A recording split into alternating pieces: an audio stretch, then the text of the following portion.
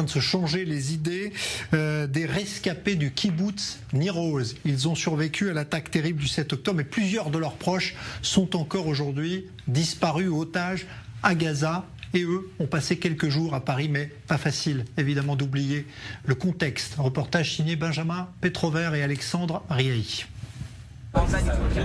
Aller le plus loin possible, monter le plus haut possible, vivre les moments les plus intenses possibles.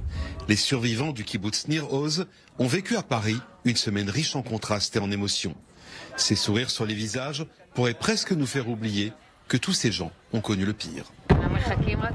On attend qu'ils reviennent pour leur raconter tout ce qu'on est en train de voir. On peut tout oublier quand on est en haut de la tour Eiffel?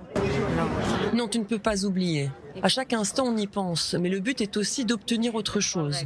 Cela donne de la force. J'attends juste qu'ils arrivent. Quand ils reviendront, nous pourrons leur raconter et les emmener ici. Oublier ou ne pas oublier? La question est dans tous les cœurs et tous les esprits. Zeev vivait dans le village étudiant de Nir Oz. Et malgré le décor féerique de la Dame de Fer, il se sent mal à l'aise. D'un côté, c'est incroyable et excitant. De l'autre, c'est une sensation étrange d'être un touriste et d'apprécier. Je pense que c'est un long travail personnel que d'arriver à un état où l'on peut pleinement s'amuser. J'espère que nous arriverons à ce moment petit à petit. Mais même dans les moments de quiétude, la colère refait surface. Et avec elle, le débat politique reprend toute sa place. Le Premier ministre a abandonné Nir Oz le 7 octobre. Il n'est pas prêt à arrêter la guerre. Mais trêve de politique. Il faut déjà poursuivre le voyage, à bord s'il vous plaît, d'Harley Davidson, direction le château de Versailles. Et à mi-parcours, complètement par hasard, les bikers croisent une manifestation pour le retour des otages. En chemin, nous avons vu une manifestation pour les otages et c'était vraiment amusant. Nous étions contents. On pense toujours qu'il n'y a que des manifestations pro-palestiniennes.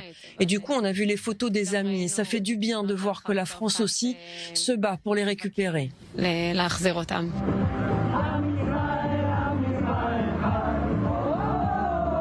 Quand on a su, je crois qu'on a tous eu les larmes aux yeux et on était encore plus heureux de manifester pour eux et de continuer à penser aux otages, à ceux qui restaient. C'était une émotion d'une intensité rare.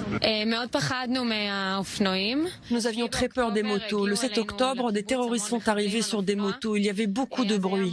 Il y avait beaucoup de peur aussi et cela a été en quelque sorte un déclencheur. Conduire les motos était une telle pression. Mais je vois que nous avons tous passé un bon moment. Nous n'allons pas nous faire kidnapper. Nous sommes dans un endroit sûr. C'est une expérience corrective. Cela peut aider à la réhabilitation et libérer un peu de peur. Et c'est sans doute le plus beau résultat de ce voyage. Si les survivants de Nir Oz n'oublieront jamais la tragédie, ce voyage à Paris aura eu pour mérite de poser la première pierre de leur reconstruction.